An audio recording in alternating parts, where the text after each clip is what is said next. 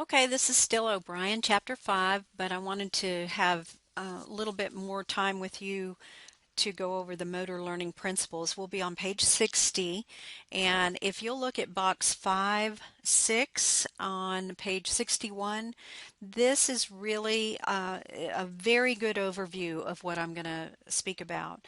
Um, in the book, it's speaking much more about motor learning, but I think also you can do the same idea, the same concepts for any kind of cognitive or social emotional learning.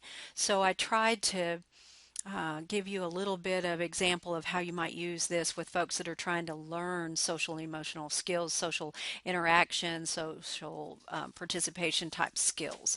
All right, so first of all is the idea that in order for motor learning to happen, you have to have first feedback. And feedback is considered the messages received from the movement or the experience. There's the internal, which is the sensory feedback. That is the best for learning because it's always there with you. One of the things that I do with stress management is I'll say, where do you feel that stress in your body? And then I use that as a way to teach them to implement a new skill, a new cognitive or emotional skill.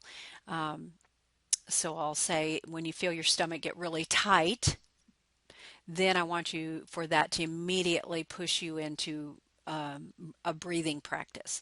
So that's how I use that for perceptual cognitive behavioral interventions. External is where someone else tells you to do it. So you can see where if you had an immediate cue within yourself, how much better that's going to be than having someone constantly telling you what to do. The idea of knowledge of performance, knowledge of results has to do with the end product. Um, Either your stress, your body starts to relax, you can start thinking, um, you have the ability to move forward without fear, or you understand how to move a body part differently because you kicked the ball and it went a certain direction, or you made a basket, that kind of thing. Feedback should be specific, clear, concise, consistent. Um, and for a verbal feedback in this way, when I watch a child or an adult do something they haven't done, such as give verbal praise or something, I'll say, you used your words to say what you needed instead of hitting or whatever. Practice is important. You have feedback, internal, external, but you also have practice, and that's repetition of steps. And you can do that in blocks. And as far as a social skill, you could have them practice shaking hands with everyone, but there's no context. It's just shaking hands, learning that. And then random would be shaking hands, helping, listening, supporting. And so the social skills is the activity you're wanting to teach, and so you practice bits of it over and over and over, or you add a lot of different parts in different ways to practice social skills. I hope that's kind of making sense for you, but what we know for sure is we need feedback and we need practice to learn anything, honestly.